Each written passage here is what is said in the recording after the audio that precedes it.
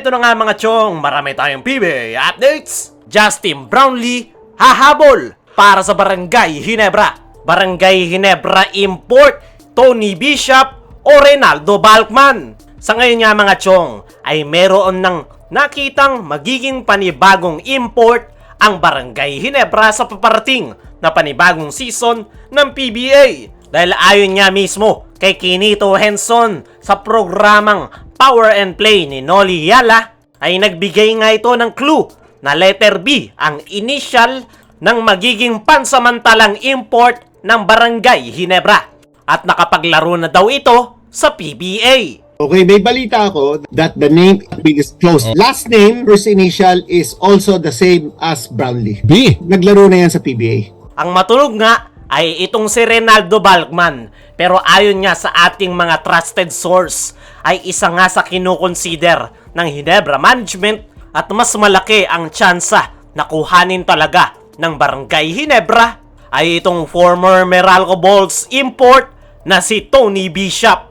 Ito ang si Tony Bishop mga chong ay huling naglaro sa PBA para sa kupunan ng Meralco Bolts, kung saan ay natulungan niya nga ang kanyang kupunan na madala sa finals. Pero sinibak nga siya ng Barangay Ginebra sa pangunguna ng resident import na si Justin Brownlee. Sa lahat nga ng letter B na import na naglaro sa PBA na po pwedeng kuhanin ng Barangay Ginebra pamalit kay Justin Brownlee, ay si Tony Bishop nga ang most logical import na po pwedeng kuhanin ng Barangay Ginebra.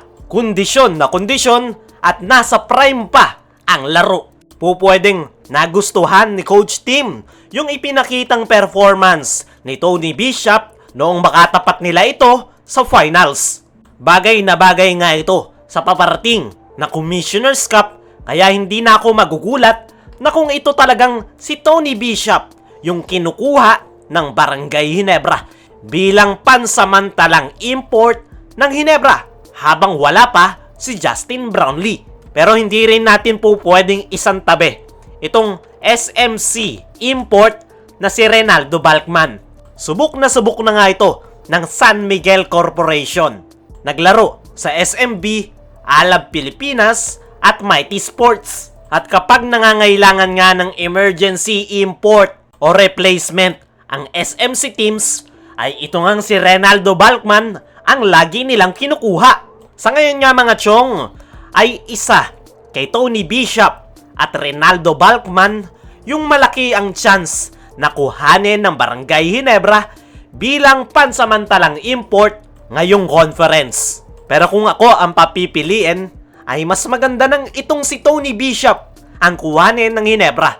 Dahil gaya ng sabi natin kanina, ay nasa prime year pa itong si Tony Bishop kumpara kay Reynaldo Balkman na unti-unti nang nagde-decline ang performance. Nakita naman natin nung huling stint niya sa San Miguel Beermen ay kinakain lang siya ni Justin Brownlee at ng ibang mga imports. Kaya kung performance ang pagbabasehan, ay itong si Tony Bishop yung pinaka bagay sa Ginebra. Pero hindi nga natin alam yung mga pupwedeng mangyari.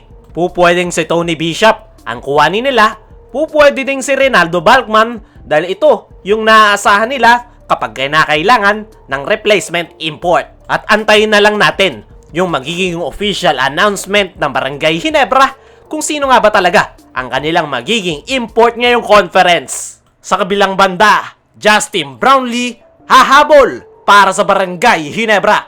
Ito nga si Justin Brownlee mga chong ay naharap sa doping issue matapos bumagsak sa doping test na ginawa ng ITA. Wala pa ngang official na hatol pero napakalaki ng tsansa na 1 to 2 months lang ang magiging suspension ni Brownlee. Kaya naman, yung hanap nga na replacement import ng Barangay Ginebra ay pansamantala lang dahil hahabol nga si Brownlee sa kanyang kupunan na Barangay Ginebra ngayong conference. Ayon nga sa ating mga trusted source ay kumpiyansa nga ang SMC lalong-lalo na itong si Al Francis Chua na makakahabol si Justin Brownlee sa kanilang koponan. Dahil maikling suspension lang ang ipapataw kay Brownlee. Pero ang pagsubok lang kay Brownlee ay hindi nga ito pwedeng maglaro ng basketball ng may kasama. Dahil parte nga ng hatol kay Justin Brownlee, bukod sa suspension, ay hindi ito pwedeng mag-practice ng may kasama. Pwede namang mag-practice si Brownlee, pero siya lang mag-isa. During the suspension, hindi pwede makapractice si Brownlee. Is part of his suspension. The only way that he can practice is that if he goes alone. Sa ngayon nga mga chong, ay ang plano ng Barangay Ginebra ay ihahabol nila si Justin Brownlee ngayong conference. Expected nga ng Ginebra management na 3 to 5 games ang mamimiss ni Justin Brownlee para sa kanyang koponan ngayong conference. Pero kilala nga natin itong si Justin Brownlee.